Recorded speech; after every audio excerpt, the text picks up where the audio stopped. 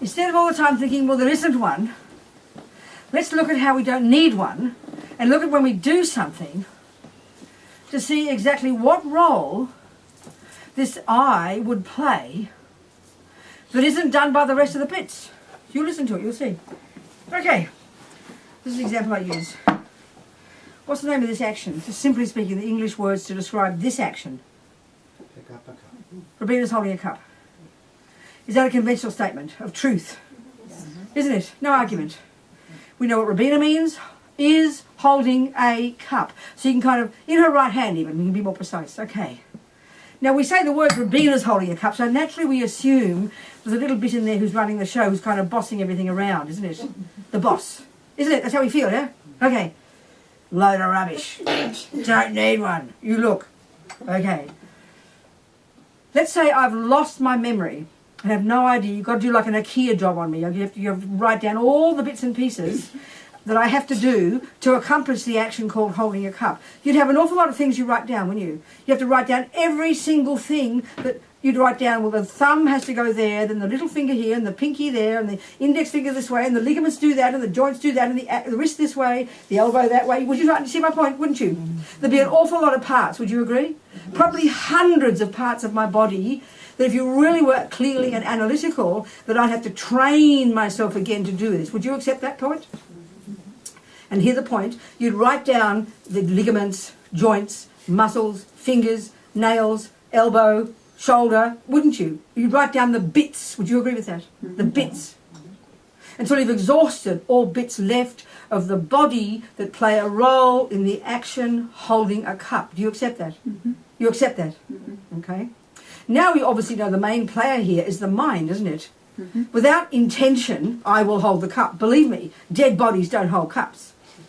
So there's got to be intention, which is the first thought. The first part of the mind is intention. I will hold the cup. That's the conventional statement of truth, right?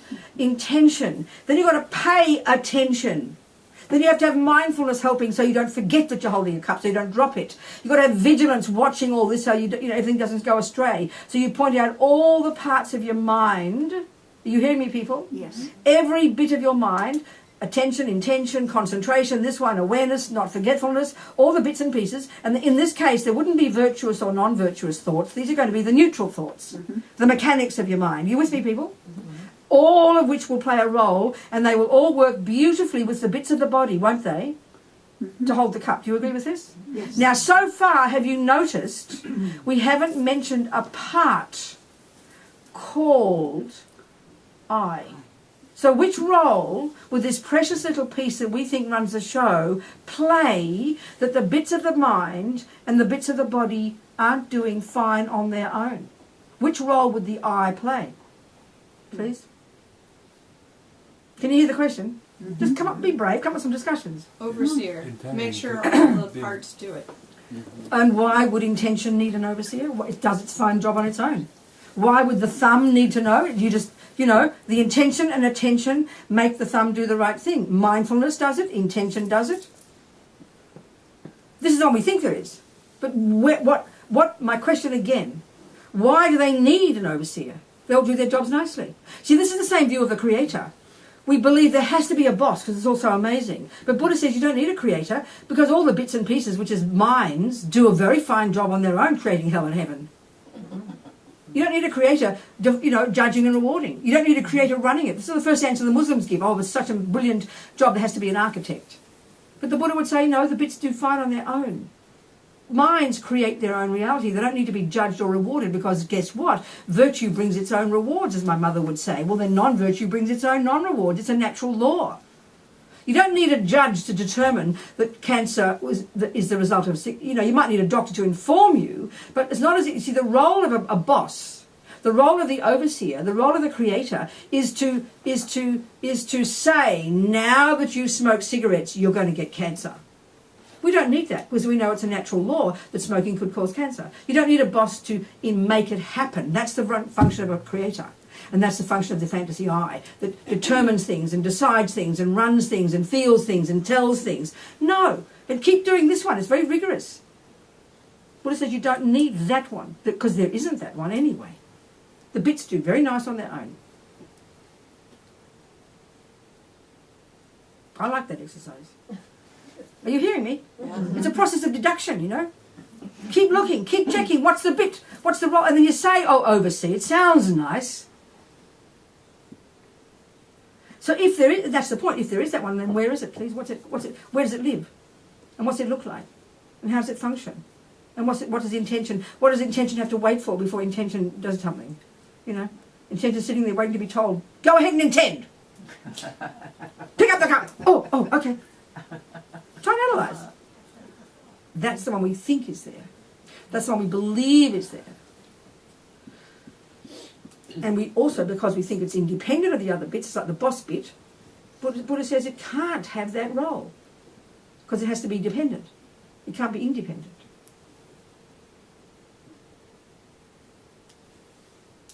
So again, the words are, conventionally speaking, there is a self that does exist. First, process level, in dependence upon causes and conditions, and that's karma. But the thing is, you won't find any little I among all those causes and conditions, because causes and conditions is all there is, and the I, if you like, is the culmination of all those causes and conditions, but you won't find a bit called I among them. I remember studying with Geshe Tekchok, and he used the example of the object called Robina. And he said it can be said that everything in the universe, up to the first moment of Robina, is a valid cause and a condition for the existence of Robina. I thought it was pretty cosmic at the time. You know, of course I remember it because it's me, you know. Me, the object called me. So, you know, in relation to karma, this is why the first level is such a powerful antidote to the self-pity. Because the self-pity is poor little innocent me. And that's the point. You feel, look how it feels. I have nothing to do with this. It's not my fault. Which means we believe there's a little independent me in there that gets unfairly blamed or abused or harmed. Nothing to do with me means it's independent. But then you think of cause and condition, you think of karma, right away you grow up, okay, egg on my face, it isn't my fault after all, get on with it, girl.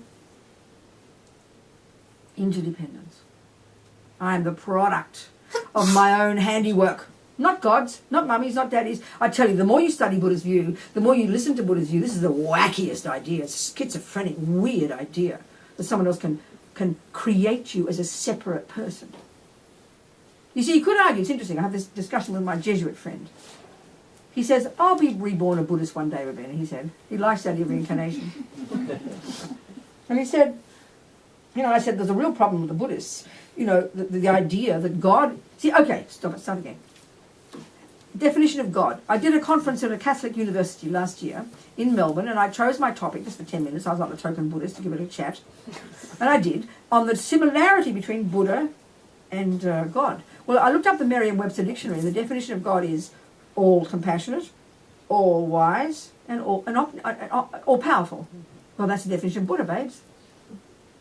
And what does that mean? Your consciousness will be pervading space when it's omniscient. It'll know that which exists without mistake because that's its job. There's no phenomenon it can't cognize. If your mind, as an omniscient mind, can't cognize, it doesn't exist.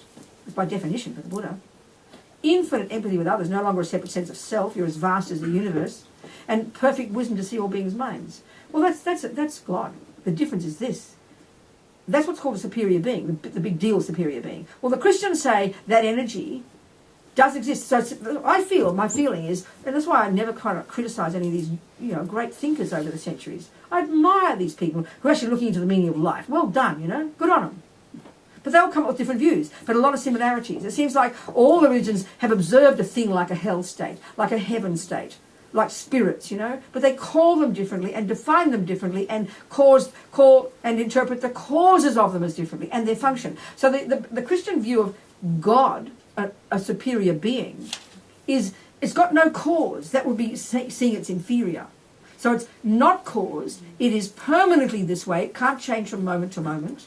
And is the source of everything else. Well, that's an interesting point. The Buddha agrees that there is all-pervasive, all-knowing consciousness. It's called a Buddha. He would say every mind can become it, which has got a cause.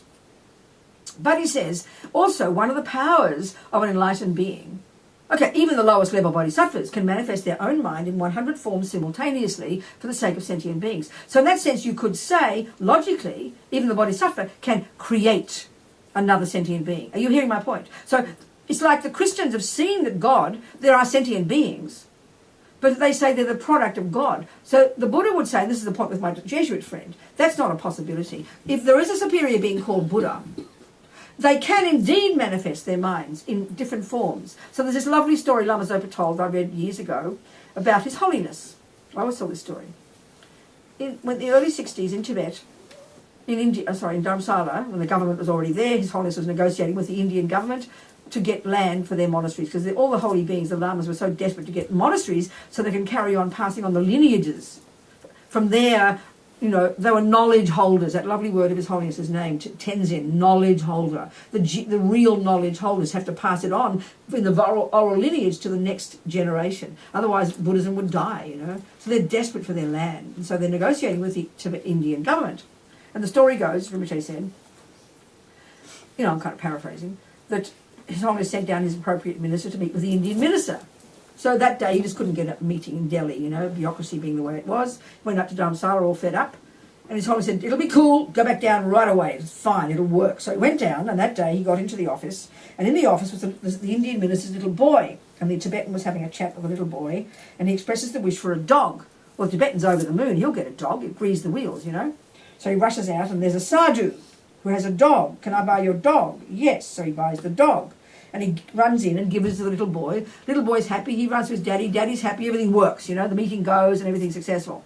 Well, as Rinpoche said, the dog and the sadhu are manifestations of the Dalai Lama's mind. So the thing is, if Dalai Lama is the Buddha, and they say he is, right, that just means he's not just some nice little Tibetan chap sitting on his bed meditating, looking holy, making the world happy. That's just one of the trillions of manifestations, because the lowest level bodhisattva can manifest their mind in 100 forms at least. As you progress up to the 10th level, then Buddhahood, you have literally the capacity, that's what omnipotent means, infinite power to effortlessly manifest your consciousness, which pervades the universe, which knows everything, in trillions of forms, throughout all the universes, all the realms, for as long as time exists. It's just naturally what you do, as mad as it sounds to us. So the Christians would say God makes sentient beings in his own light, in his own, what do they say? Image. Thank you. That means they are an extension of God. But then he gives us a test. I'm not being rude now, I'm just talking in the simple language, and then we fail, and that's original sin. So I said to my Jesuit priest, I said, that's really not possible. Because if the Buddha, the point is the Buddha, if the Dharma is the Buddha, and he manifests his own mind spontaneously as a dog, it's not a dog. It's impossible to be a dog. A dog is a deluded being. But it will look like a dog. It will smell like a dog. It won't kind of, like I like to say, won't sit there in the corner winking at you. I'm really the Dalai Lama, Not like that. It is actually looking like a dog, and you cannot tell it's not a dog unless you're clairvoyant. But it cannot possibly be a dog. It's the Buddha pretending to be a dog. So that dog can never be an ordinary dog. Are you seeing my point? Mm-hmm. So the idea that God can create a person who then becomes deluded again, literally for the Buddha's view, impossible. Because once you've cut the root of delusion, which is realized emptiness, and perfected that, then if the root is gone, delusions can never grow again, logically. So it's an impossibility that a superior being can manifest a person who isn't just an extension of themselves. So if the Buddhist view would be, if Buddha created the universe, which he could easily, no problem, he can create Buddha's universes just like that, then we'd all be Buddha. So why bother? Why bother being here? There's no purpose in life. So for Buddha, it's nonsense that a Buddha can create a being, which he could, but that isn't the Buddha himself. Are you seeing the point I'm making? Mm-hmm. So I'm saying it's different interpretations in the different religions, And of course the Christian one is based on the idea of this permanent, self-existent, eternalistic energy called God or soul. They have the same function, or self, as the Hindus call it. It's philosophically the same position, and that's what Buddha argues with. That position, not the presence of superior being. He agrees with that. You see what I'm saying here, people? Mm-hmm. So I was backwards. Where was I there before? Where was I talking before? What was Causes it? and conditions. Pardon? Causes and conditions. Karma, yeah. But what for? Why would I say that? Analysis. Huh? Four-point analysis. Oh, I know, that was way before. I left that alone. We did that one. Not properly. But what was this now, before I talked about... I went off and I... Depend on cause and conditions and then... Oh, the different one. Okay, that's right. Yes, thank you. Yeah, thank you. So yeah, using the karma, the first level of dependent arising, as a really tasty antidote to the self-pity, to the one who feels like it's not caused. That's, if you look into how we feel, it doesn't feel like there's any cause. How dare you do that to me? What we're saying is, when we say I don't deserve it, it means I didn't do anything to cause it. Isn't that true? Mm-hmm. That's what we totally believe as the truth. So the Buddhists would say that's an intellectually acquired view, coming from the teachings of science, but also it's what we feel primordially. It's natural, you know. That's why I wonder when they say this is an intellectually acquired view, it seems to me it's instinctive, the view of self-pity. You don't need to be taught that you're a product. That's innate, isn't it? But they always say that they say the one of grasping at the permanent is intellectually acquired, not innate. I was thinking The very first was one. learned based on your view. It came based on your view. Well, from past, just maybe. learned. Yeah, you learned it. Yeah. So that, yeah. I don't think, I mean, say, if you think about Tibetans, they don't seem to have that, poor, mean view. If you deluded, you would. I know what you're saying. In general, it's no, more, I know it's what you're more saying. common Yeah, among... well, it's true. It's more common because we've got that philosophical view. Anyway, yes. So then, the biggest, what I'm saying here is the three levels of dependent arising, which you could say are roughly equivalent to the different three levels of argument you would use to argue with the three levels of mistakes. The first mistake, which is the Hindu one, which where Buddha diverged, is the view that there is a real, permanent, eternalistic, little, permanent, uncaused soul in there that's distinctly separate. Body, mind, and spirit, like the world talks, That's the Christian teaching and that's the Muslim teaching. The Muslim and indeed the Buddhist, the Hindu. And Buddha says, definitely not that one. Forget that one. The next one is the one that, for most of the Buddhist schools, is the subtle selflessness, which is the gross selflessness for the prasangikas, which is the view we're talking here, and that's the one of the landlord. It's kind of like the aggregates, walking hand in hand, as Pende says, along with the aggregates. Sort of like still the boss, feeling like it's permanent, but it's a bit sort of closer to the aggregates. They do posit there is body and mind, and the belief in this one is that there is an I in there among those among the body and mind, somewhere that's the boss. That's gross selflessness for the prasangikas. That's subtle selflessness for most of the other schools, who then conclude that ultimately there's not that one, but conventionally there is something. That's either the mind or like the different schools have a different thought, and all it's roughly speaking a piece of the mind. They all assert that conventionally does exist that can bear the label self. And they get to the Prasangika view where they say there's nothing from the side of the object. That's the meaning of inherent. There's nothing. There's no inherent I, meaning an I that's independent not only of causes, not only of the parts, but also, crucially, even of the mind calling it that. Because it's the mind that gives meaning. That's the way they say it. They don't say it that way, but I think it's a good way to say it. When that label something is the meaning you give it. The mind gives it meaning. And if you look at how we establish a cup, right at the beginning, that's true. Where's the cup come from? But our mind. Who created the cup? A mind. It didn't fall out of a tree like that. Some person first found their palm, put water in, like this. Then they slowly got the bit of clay, and then on down with these fancy cups now. You look, coming out from human minds. Or sentient beings' minds of some kind. That's what, even if you look back that way, evolution, way back to the beginningless time. Not a big fat Big Bang beginning, as His Holiness says. Big Bang, no probs. Problems. Australians say probs. That's not the first Big Bang, that's all. That's the view of cause and effect. You can't have a first moment. Logically, we want the first moment, which is the reified one. We want there to be the Big Bang, the creator, the first moment. But where did it begin? We will all ask. And this is why karma is so important to understand, Are we communicating? Yes, we can. So, karma is kind of the antidote to self-pity. This is my understanding. Yeah. I'd like to try to tell you my understanding. Good, You perfect. tell me where I go Perfect. wrong. Yep. So karma is the antidote for self-pity. Does that mean karma helps you discover kind of the absence of the inherent I? Well, no, okay. The term inherent I is very specific in the Prasangika view, which is the view we're discussing in this room, from our lamas, from the Nalanda tradition in Tibet, in India. The view is, the final one, there's different interpretations of all these terms. If you study the different Buddhist views, they all use these terms in a different way. They've all got different definitions. The way we're using it here, the default definition, is if something were inherent, yes, it would be something that existed independently of not only causes, not only parts, but even the mind labelling it. Independent of anything at all, but in particular of the mind labelling it. Some people say things exist independent of causes, but there is a permanent I. Some people say these things aren't dependent of there's nothing that's independent of the parts, and some people say there's nothing that's independent of anything. So inherent is referring to that view. If it were existing, it would be independent of not only causes and parts, but also, crucially, the mind calling it that. So the first argument to counteract the simplest level in our daily life of the innocent victim, I don't ask to get born, it's not my fault, just have to think about karma, which is causes and conditions, the first level dependent arising, which helps you understand, really, it can help you go towards loosening the grip of the poor self-pity me who doesn't ask to get born, who doesn't deserve anything.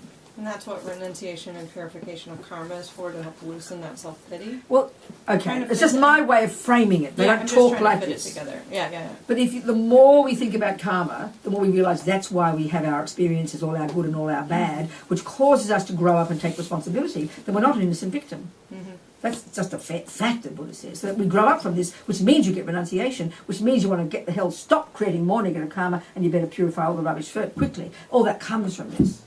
And this is a way of actually, technically all it does is help you realise subtle impermanence. When you think about the one that's permanent, they say. But this one of cause and conditions is about realising there's no poor little inherent self-pity me. You're the product of past actions, which is cause and effect, which can help you really loosen the grip of the permanent self-pity me. But you've still got more to do before you realise emptiness. It's the first level. Okay, thank you. You understand? Yep. Okay. I mean, sort of. Yeah. Huh? I'm not ready to teach it or anything. I just want to understand. Believe me, just going blah here. What else? People, any questions?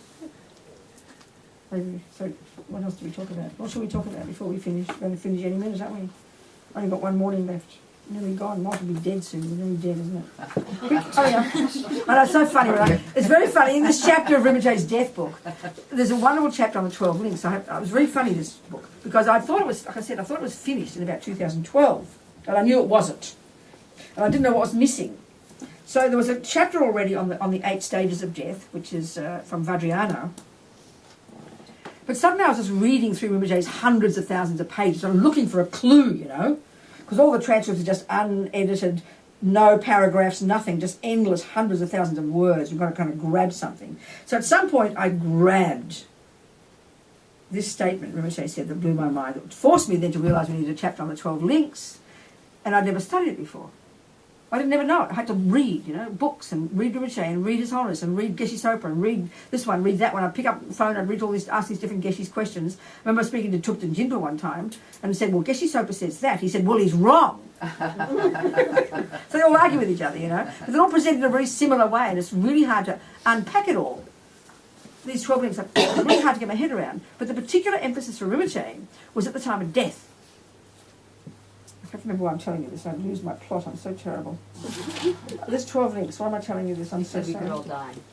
Thank you. Yes. Was it that, was it? God almighty. I'm so sorry. Maybe it's Alzheimer's. I've got this old age or something. Anyway, never mind. We'll just talk about the 12 links. 12 links. Okay. Oh, Lord Jesus. Okay. Why was it important to put in the book? I don't know why I mention the book. Why don't I mention the book? Lord Jesus. Lord Jesus. Holy Mother. Why don't I mention the book? You said there was something missing. You said you knew I know, there but was why don't I something. mention the book? We were running out of time. Yeah, because you said we're running We're out of time. running out of Dieting. time. Oh, okay, thank you. Okay. So there's this book really over, and I read this sentence, and it blows my mind. And he says something like this, and that's why I had to study it. He said, we can say, taking this human life, that at the time of our past death, and that's about before you stop breathing, which is what we finally deduce, this is in the book, not only did we have, this is my words now, bucket loads of morality karma, and that means lots and lots of strong, intentional, non-killing, non-lying, non-harming, etc., karmic imprints firmly in the mind, which is the cause of getting a human body. Not only did we have bucket loads of generosity karma, which is the cause of how come we're born in a country where we can get a job and get credit, as opposed to in some place we've got to work 18 hours for a bowl of rice, if you're lucky. But we also had strong grasping, the ninth link, for a human birth. And I thought, well, there you go. Because grasping, and then I had to realise that craving and grasping at the time of death, when Michelle talks, I found the teachings on it, so then they're in the book, it's very short. But craving and grasping, okay, the 12 links is the sutra teaching, and it's a teaching of how every minute of the day we're creating cycles of rebirths, so thousands a day. It's beginning with ignorance that causes to create karma, which leaves an imprint on the consciousness, which causes this, which brings that, which causes that, and brings this and brings that. That's what I remember what caused it, my thought. Because, okay, I'll just go back to it. But the 10th link is called old age. The 12th is called old age and death. The 11th is called what's it called? God. Sickness? Old age. Sickness, old age. It's not called sickness. No, it's not. It's called... Existence, isn't it? It's called... No, I haven't got my book. Oh, I haven't got my iPad. Oh, dear. What's the 11th thing? 9th is 8th is craving. 7th is grasping. 9. 10 is becoming. 11 is... What? Birth. Birth! Thank you! Birth! And then old age and death. That's it. So when we said birth starts... This is what I said about the babies. Remember I said about the babies already dead? The birth starts at the first second of conception in your mother's womb. Old age, the beginning of the 12th, starts the second moment in your mother's womb. You see what I'm saying? It already. So as Rinpoche says, old age is not like we think in the world with, wrinkles and white hair. Old age, you're already. So like I joke when I see a baby, I have to refrain myself from saying, "Oh God, it's going to be already dead." Look at it, You can't say that to a new mother. So already, it's on the way down. Because old age starts the second moment after birth in the mother's womb, the second moment of conception. Already you're downhill from there, babe. Get up, just like that's it. Make the most of it. You understand? That's why I said it. So the 12 links, there's a particular way you create these cycles of rebirth as long as it's ignorance. So when you cut ignorance, all the lot collapses. You stop quitting. You're quitting rebirths.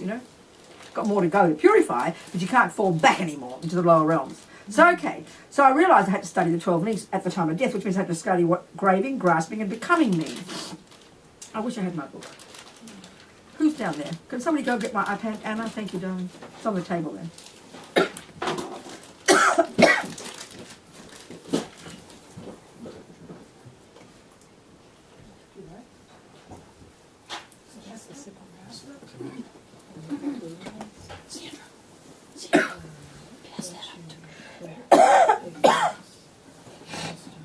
Oh.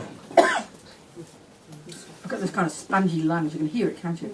I know when I hear asthmatics, I've got these kind of spongy lungs. Does it help asthmatic lungs?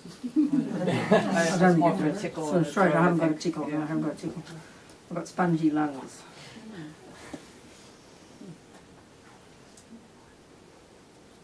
She can't find my iPad. Maybe she doesn't know what an iPad looks like. She doesn't know what she's finding. She's trying to find the absence of an iPad.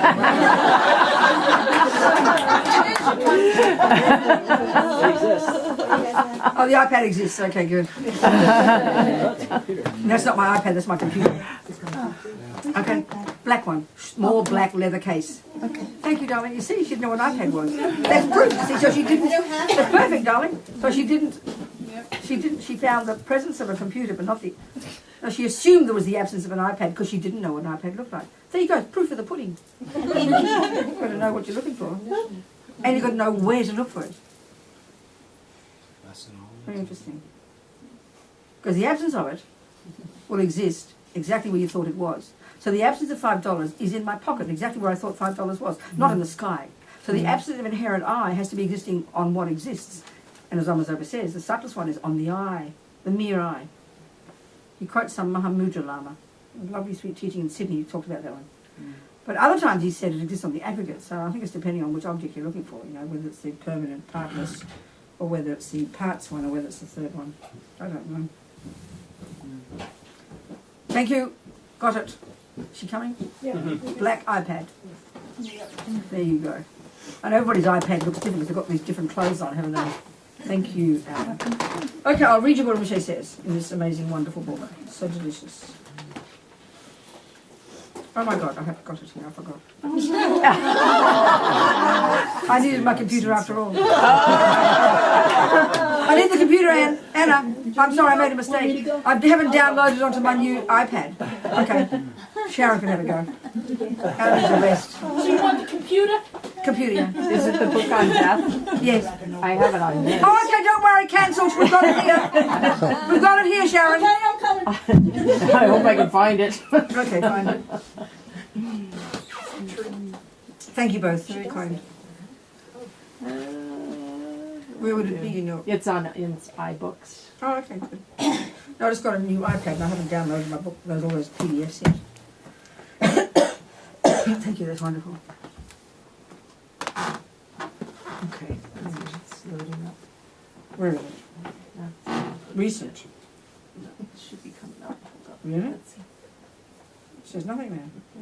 Recent, titles, authors, categories, all books. PDFs. Should be in the PDF. Yeah, it should be. There's nothing there. Doesn't look like it's there. The title's there. Okay. It was just a second ago. Wait a minute. I'll probably get it up before she comes back up. Okay. So, anyway, the interesting point about this, which is a bit of a shock, because when you read that, we must have had strong grasping for a human birth. Grasping is a really, really extra powerful level of attachment. So there we go. We hear all the lamas say we've got to give up attachment, and now Lama Zopa says we have to have bucket loads of attachment to a future life. I remember even one of our mutual friends who went through the book and said, this can't be right, you know, this can't be right. But this is exactly what Rinpoche says. And I was shocked initially, because when you don't expect, this is where you've got to be so careful when you edit, because you've got to know what Rinpoche's saying, and you can put your own ridiculous interpretations on it and literally misrepresent, which is really scary, you know. So I remember then I had a meeting with Rinpoche in Bendigo and asked him questions, and he said it so clearly.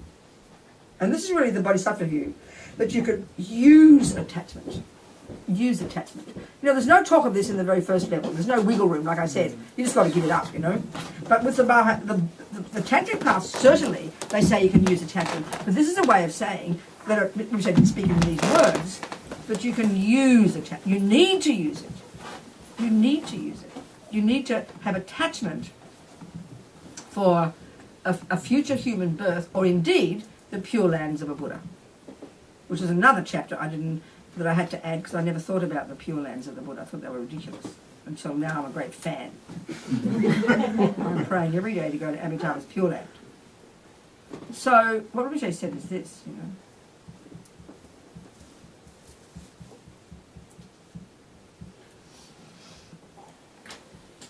We're doing so many courses on this lately. People just want to know about it. We have a weekend course, but 3 others at least. It's just fantastic.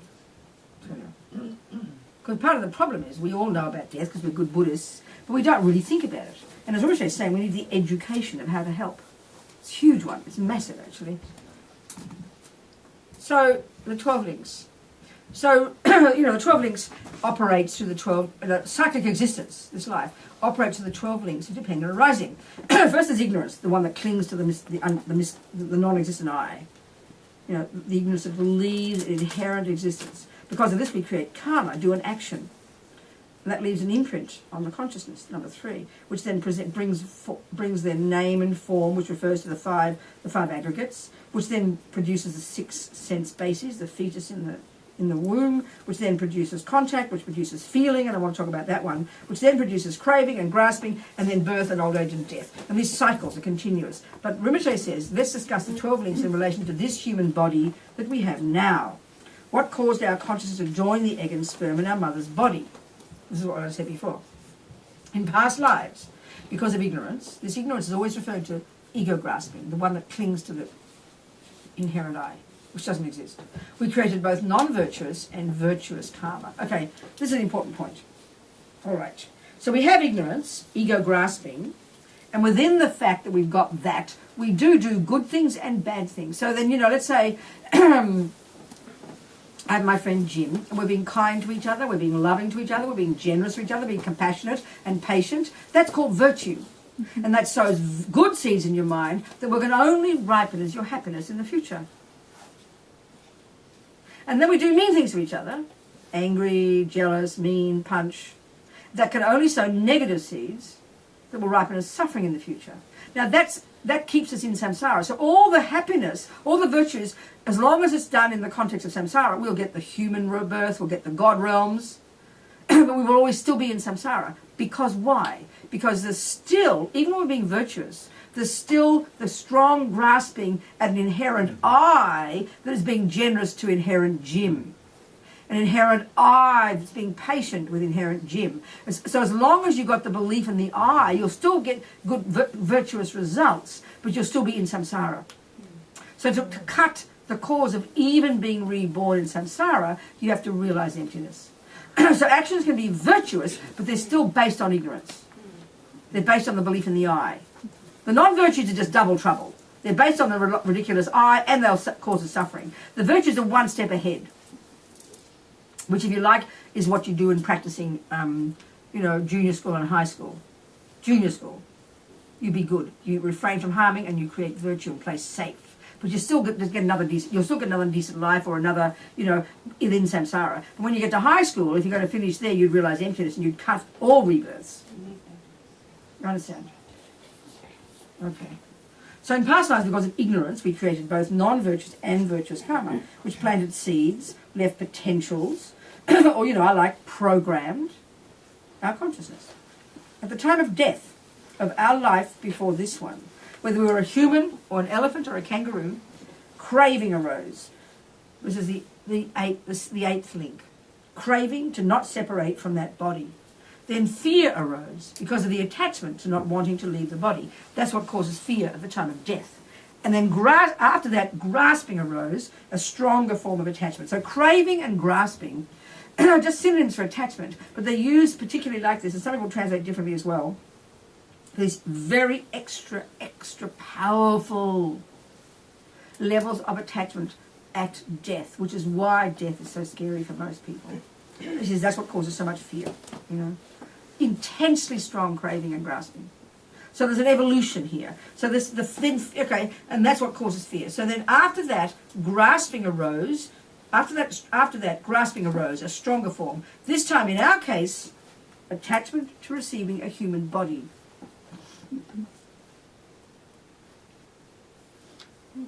So I remember talking to one of the Geshis in America, I think. He was trying to ask him how come and what is it that would happen for an animal to be reborn as a human? Because let's face it, Buddha would say we've all been in the lower realms countless times, we've been animals countless times, but here we are with a human birth. So at some point we went from the lower realms to this one. So you have got to think about what would happen, and this is why it's so important to think about this, because we've all got pets.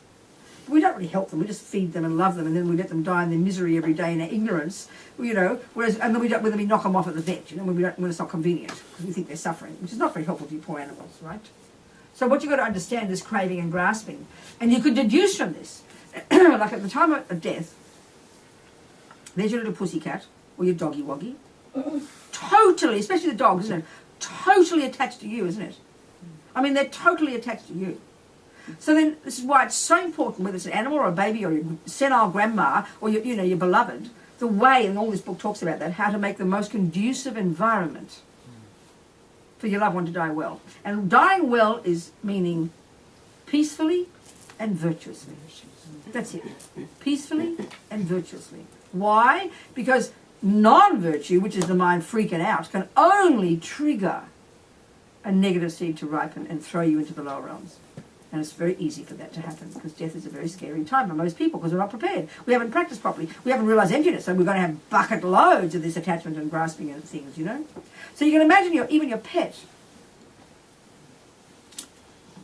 there you are, being kind to it, loving, making it complete. It's dying, right? But it's completely feeling safe, secure. You're singing prayers to it. You've got the DVDs, you've got the CDs of the prayers, of the mantras, the Guru's words day and night, blasting into their consciousness.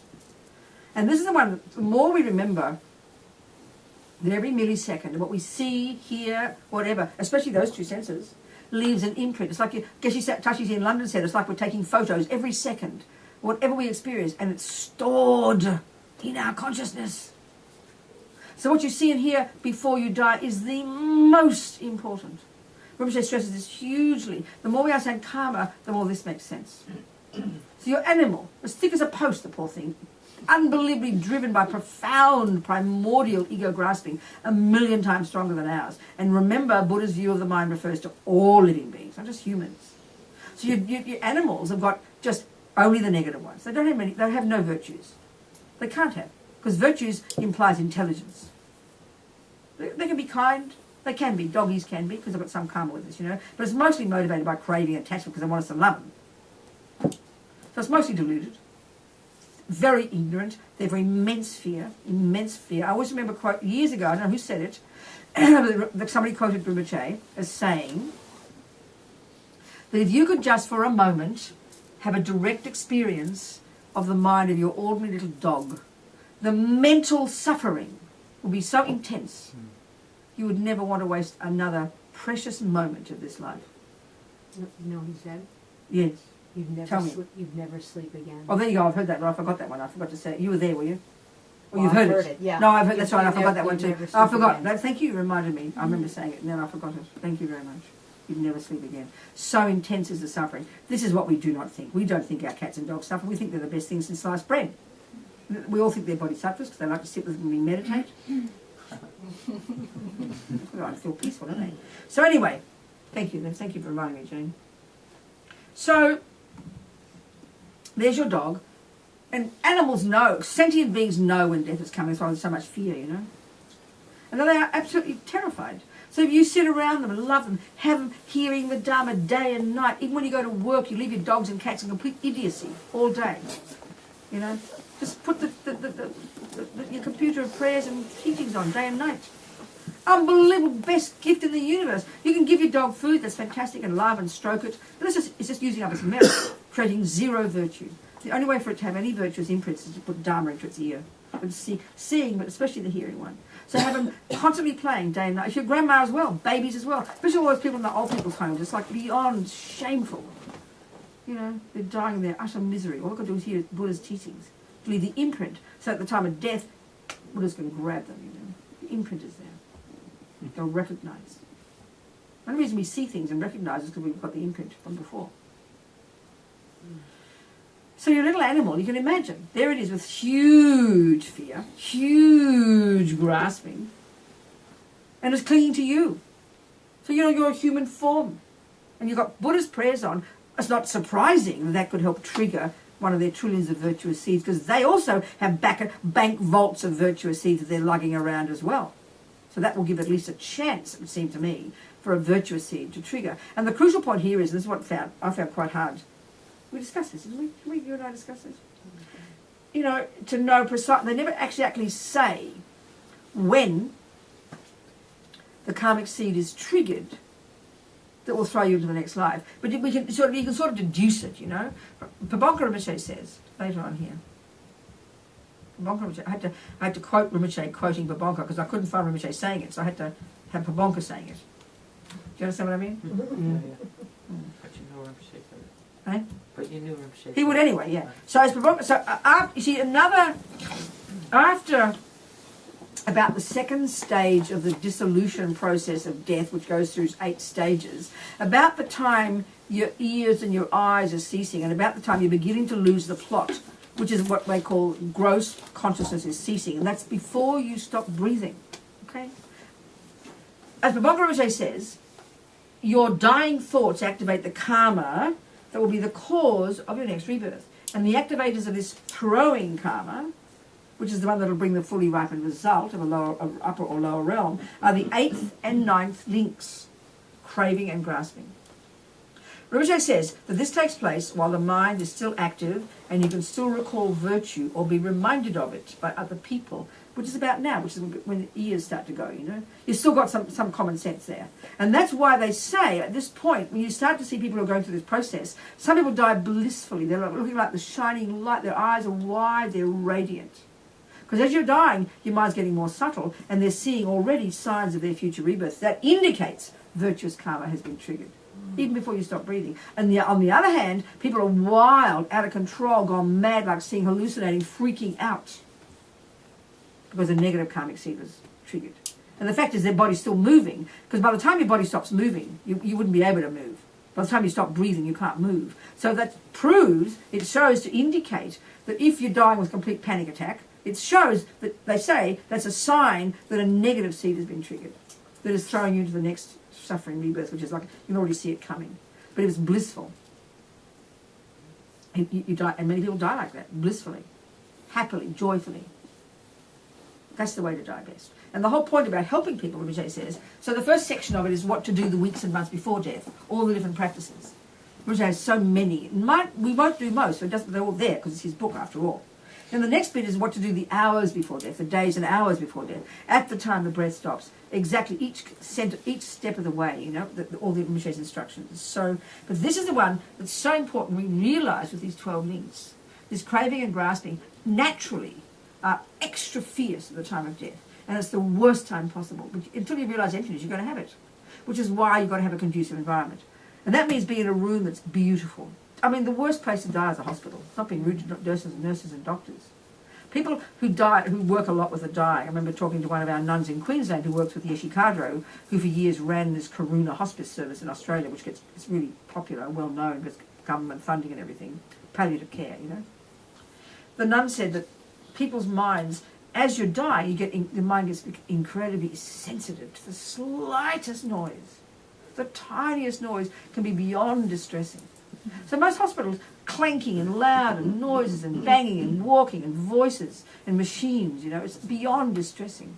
The ideal scenario is to be in a beautiful room with everything, and everything in that room should only be what is conducive for that person to be calm and virtuous. Nothing that should that cause their attachment. Their pets should not be there. People who they're really attached to but are completely demented, they shouldn't be there. As Rinpoche says, people have to be educated to know what to do. It means you've got to be familiar with the death process. You've got to been through this yourself. And in hospitals, especially, you've got to know what your rights are. People just panic when someone dies, and in come the doctors, taking the body, blah, blah, you know. A friend of mine who died his husband died in Australia. When her husband died, she stood up, please leave the room. She'd lock the door. Thank you very much, I'll call you later. And she did with the husband, did all the prayers and practice. You've got to know what your rights are, you know. We just give over to the doctors because we're panicked, don't know what to do, you know. A friend of mine died in Santa Cruz, and the husband, the wife, and the daughter were all Buddhists, students of the Lamas. And he got the wife to promise, he had a bad heart, if I collapse, do not resuscitate, do not call the doctors. But she panicked, and she did. So they stuck him in hospital. And then there's Toba, the daughter, ringing me at dawn. We go in there and we're doing the King of Prayers and things. And she knew her father didn't want all his, you know, kept alive. So they pulled the wires on him and he died. And then we couldn't take his body back now. He wanted to do the 3-day business and we couldn't. They couldn't have his body. So they had to negotiate with the local, what do you call it? Undertaker. Morgue, whatever it's called, yeah. Polite words for it. And so they very kindly wrapped his body carefully, put it in the ambulance, took him to the place. Then we had him on a gurney and we were able to spend the day there saying prayers and things. And then at 4 o'clock we had to go. So they wouldn't let us stay. So we gave them a DVD or a CD of the Gyuto monks chanting, and they promised they'd play it in the fridge. So all the others got the Gyuto monks in the fridge. If they did our wishes, they promised they would. Then we came back the next day and we did another whole day, and then they did the things, you know. So the ideal scenario is 3 days. But my friend YK, Yeshikado, says most people won't do 3 days because they panic, they can't cope. And the hospitals certainly will not allow you to have 3 days, you know. You have an hour if you're lucky. But, you know, so all the things you need to do, you've got to be really clear, again, exactly what to do when. So they've got all these instructions of what to do when. You can choose what to do. And you need to know how to do. You need to know how to see the person. You need to know how to be peaceful. You need to know all these things, you know. remember in one teaching we were discussing this, and one woman in the course was saying that she was, they're all rotating to help one of their friends die, and they had Patsy Cline playing because she's attached to Patsy Cline. The dog was in, the cat was in. So when I talked about all this stuff, she went home that night, chucked out Patsy Cline, chucked out the animals, did some magic, and the woman died in about 2 hours, you know. And this is the point about attachment. You look at our own minds, ordinary life, attachment has multiple functions. One of them is to look forward to something. You think about this. It's one of the main functions of attachment, always making up stories. You know, you wake up in the morning, you go and look forward to breakfast, then you look forward to washing the dishes, then you look forward to sitting down, do some work, and you sit this way and get that, and you look forward to lunch, and you do it, and you look forward to dinner, and you do that. And a life is like that, isn't it? Planning, always looking forward to things. That's attachment. Now look at depression. Nothing to look forward to, isn't it? Nothing exciting. So, by the time you're dying, what have you got to look forward to for most people? It's a black hole, isn't it? I mean, who wants to fall into a bloody black hole? Nobody. So of course there's fear. Rampant, like a nightmare fear. So you're clinging like a vampire to the status quo. So if, as long as you have things in the room that will attract their attachment, they'll grasp onto it. Attachment that can keep them living for days. People talk about letting go, hanging on, you understand? That's attachment energy. So there's blaring music and dogs and cats and uncles and aunties. Of course you're going to be attached. You're going to freak out. So back off, please. Get them out of the room. And if you're going to use their attachment, have virtue on. The Dharma, the Lamas, pictures, the Tankas, the prayers. Talk about, if it's a Christian, talk about God. So one of the practices here is the things to talk about to your loved one. So if you know your old auntie or old grandma love God, but they don't talk about it much, don't be nervous. Bring up God. See how they respond. And they'll be in bliss to hold on to something. Because when you're dying, you don't know what to hold on to. Your mind's demented. You're panicking. Most people are stressed. So you bring up God. God loves you. As Rinpoche says, God loves you. Think of heaven. It's perfect. All your friends are there waiting for you. You get suddenly relaxed and perky. You're using your attachment to look forward to bliss. So your mind becomes virtuous and peaceful. You can hear it, right? So here, you know, you've got to decide. There's only two options for when we die. Perfect human rebirth or Buddha's Pure Land. That's it. You've got two options, folks. Two options. So you've got to decide what you want. We all know you've got to make plans. We all make plans. If you're going to go somewhere, you've got to buy a ticket, know where you're going, and you do it. Well, the same here. Where are you going to go? You've got to decide. You want a perfect human rebirth or you want a Pure Land? You've got to decide. Then you know, well, what do I have to do to get there? I have to pack my bags, you know? As Steve Jobs' sister said. He was packed, ready to go when she went to see him the day he died, you know? So be very clear. This is the Buddhist view. And it's so shocking. Because we don't, like I said, we sort of feel like if you're a good girl, the lamas will see it and they'll kind of reward you like God, you know. We feel that very strongly. So just realise that you're in charge of this process. It's a bit shocking, you know. So you better know what to do, what seeds to plant for the fruits you want. So the other chapter that was in this book is this one called the Pure Lands. I never thought about the Pure. I thought it was stupid. These Chinese Pure Land Buddhists. I'm a Gelugpa Buddhist. I'm serious. And then I heard this teaching of Rinpoche's. Holly sent it to me. He gave an initiation in San Jose about Amitabha. I'll tell you. It's delicious. Chapter 6.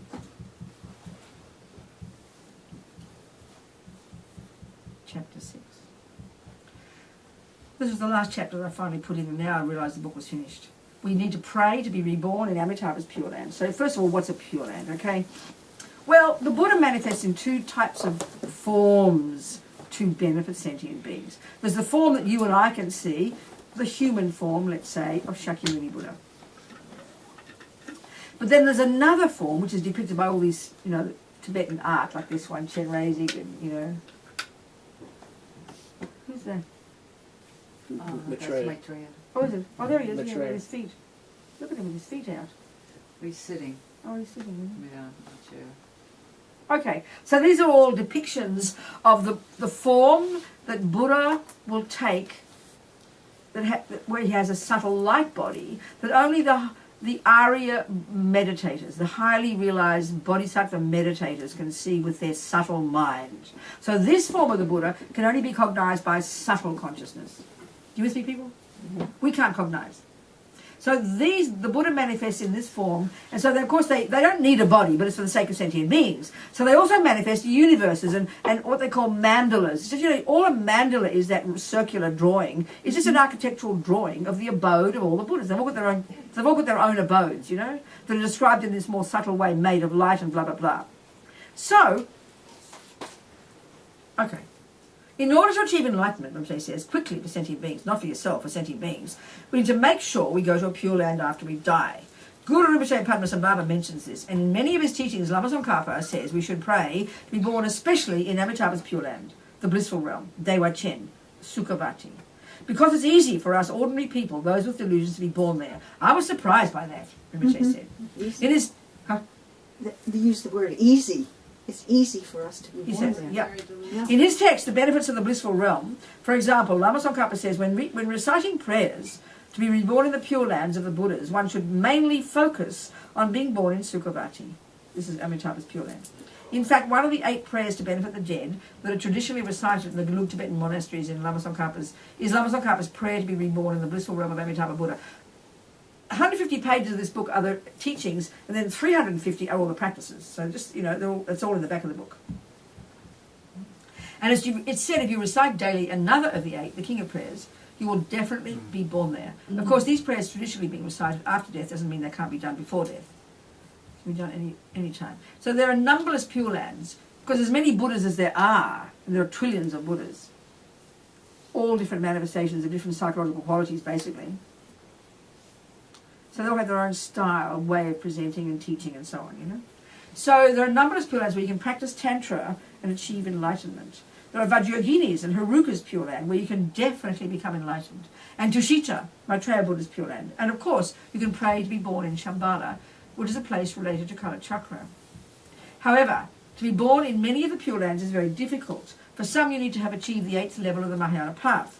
To be born in the lowest pure lands, you need to have cut the ego, the ignorance holding the I as truly existent or inherent, ego grasping.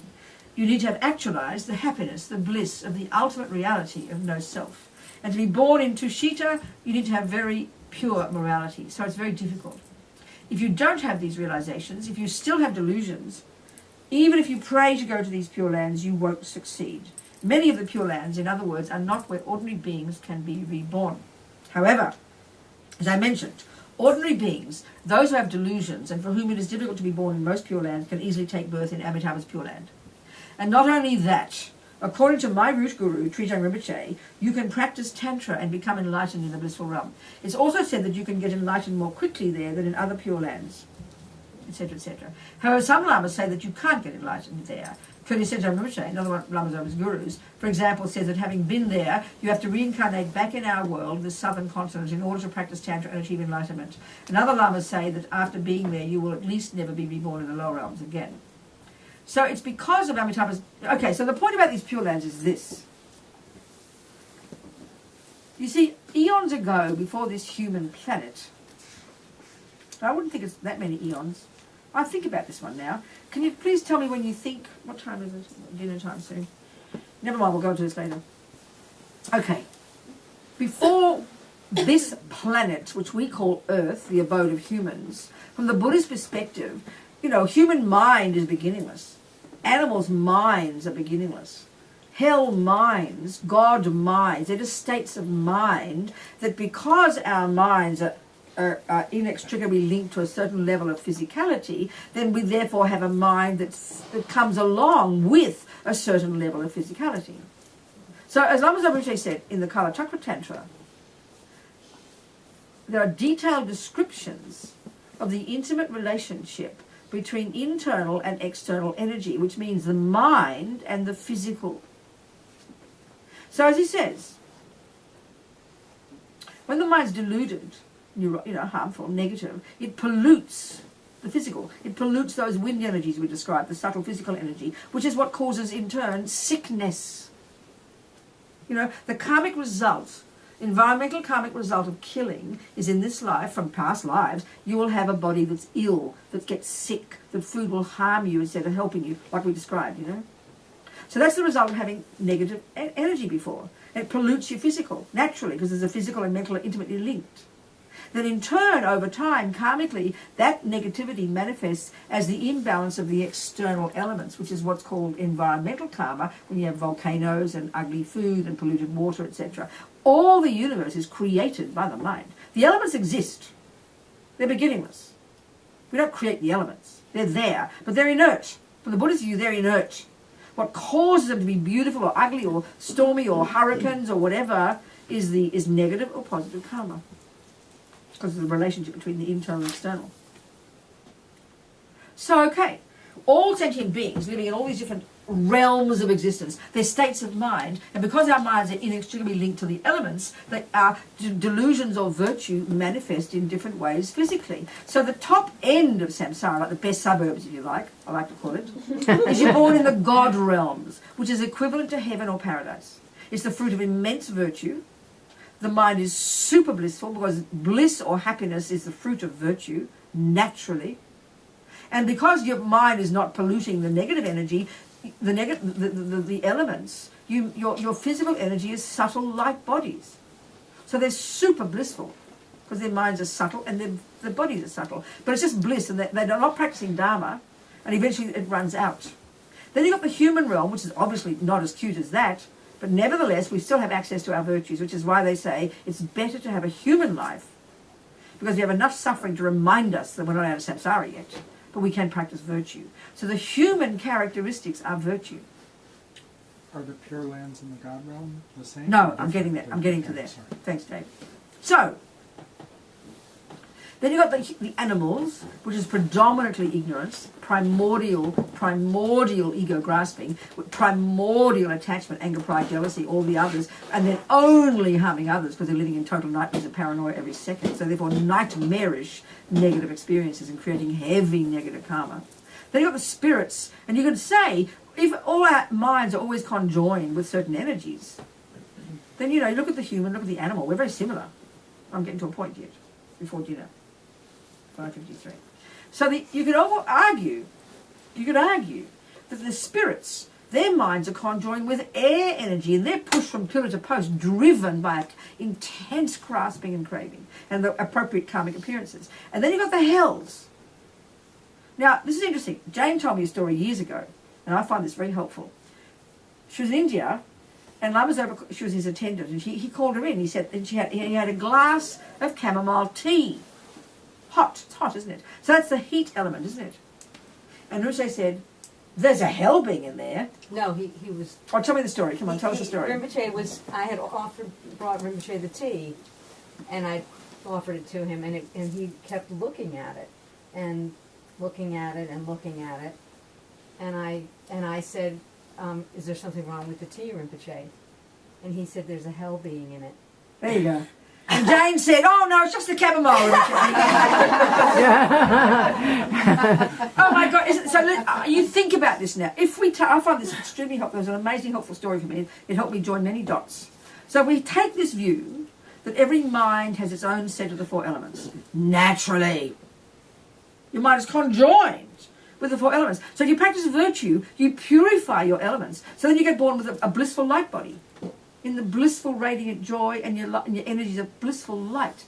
If you're kind of medium virtuous, but if you also pray to have a human rebirth, then you've got a bag of bones like an animal. Look at us, If you've got heavy negative, only non-virtue, you get born as an animal with no access to any virtue. You lost the plot, Then if you've got strong attachment, which just flips you from pillar to post, you could say your mind is conjoined with air energy. And you run around wherever you go. It's like when you dream, when you dream you have nightmares, wherever you think you're there, aren't you? Spirits are like that. There's no sense of space and time, and they're driven by tense, nightmarish grasping. I'll tell you some stories after dinner or tomorrow. Now, hell, how all the religions talk about, it's like you could argue your mind is conjoined with heat energy, with the fire element. Why not? That's how they describe it. Well, chamomile tea's heat, isn't it? Isn't it? Why not? And they also say there's not an atom of space you won't find sentient beings. So you could argue wherever there are the four elements, which is everywhere, there's a conducive environment for beings' minds to be conjoined with them. I mean, it's an interesting model, isn't it? So anyway, the point I'm getting at is this. Before this planet, what we call human, human lives, a human birth was more advanced, was more subtle, was like a God realm. Our minds were very pure. There was no gross delusions, and our minds were conjoined with light energy. It lasted 1,000 years. We can get enlightened easily. There's an amazing, highly blissful state of being. That was a human birth, which was in its nature virtuous. So what happened? Gradually, over time, so I like to call it karmic evolution. Attachment begins to grow. Delusions come. So then they gradually, literally pollute the wind energies, pollute the physical energy, and grow holes. Look at them. Isn't it? And eventually we're born on a planet looking like a bunch of apes. We're even called animals. Sharing animal characteristics, the craving for food, the craving for sex, the craving for pleasure and comfort, and the delusions. They're animal actions. So it's a really low-level rebirth these days, you know, human way. So you could say that one was like a God realm, except you had access to virtue and you wanted to practice Dharma, you know, you become enlightened and realize emptiness. Because the characteristic of human is intelligence and a sense of interdependence. Because the more the mind is ignorant, the more the mind is ego-grasping, the more close to the animal. Because it's just like fundamentalist panic and fear and concrete as a rock, thick as posts, you know. So, a Pure Land would be like the experience of that type of a God realm, but it's not just blissing out, which is what a God realm is. And they think, and that's the end result for the Christians and the Muslims. That's where you end up. And they say it lasts forever. Buddha says, no, it does end. Because all the virtuous karma runs out, and you haven't realised emptiness yet, and you go back down to the lower realms again. You start all over again. You wasted the whole time. So, a Pure Land, this one of Amitabha's, most of them you've got to be realised, as Rinpoche says, but if you've got the virtue and you've got the karma, and you make aspirations and wishes and intention, as Rinpoche says, everything is on the tip of the wish, wanting to go there is the main cause to go there. Don't think it's cosmic. The main cause of me walking down the stairs, like I said, is my wish to go down the stairs. It's obvious. It's called intention. So, wishing to go every day to a Pure Land, aspiring to be like Amitabha, reading all the words, connecting to it, wanting it, attached to it. Then what will happen? If I think I want to walk out the stairs, that's not enough yet, is it? I just don't think I want to walk down the stairs. I then have to create the cause to go down the stairs, which is pick up my legs and walk, isn't it? So I want to be born in a Pure Land is not enough. You've got to create the cause to sow the right seeds to get you there. You say, I want to go to Africa. You've got to buy a ticket to get there. Not just, I want to go to Africa is enough. No, it's the first step, though. Same here. So you create the cause. You learn what are the causes of going to a Pure Land. What are the causes of taking a human birth? And you just look up the little recipe book like you do in the health shops. You look up the homeopathic book. This sickness, this medicine. Oh, thank you. Well, same here. What's the cause of a human birth? Don't kill, don't lie, don't steal, don't this, don't that. In the context of vows, purify your negative karma, relax, stick your feet out, eat popcorn, you'll go there. I promise. It's logical. If you want a Pure Land, you've got to aim for that one. So there's two options, Pure Land, Amitabha's, unless you realise, or human. There's only two, not that complicated. It's not like hundreds of countries to choose from. There's two. And why I aim for the best, and if you don't get a ticket for that, you'll get to a Pure Land. You get to a human birth anyway. That's my logic. Are we communicating here, or am I sound like a man here? Okay, so it's lunchtime, dinner time. Fly like an eagle. There you go. Help others be born there. Okay. So that's what I've got very, you can tell I'm excited. I love working on this book. It's helped me a lot. It's slowly dawning on me that I might die. It takes a long time. Okay, so we think about dinner differently. I want to really get into think differently, that's all.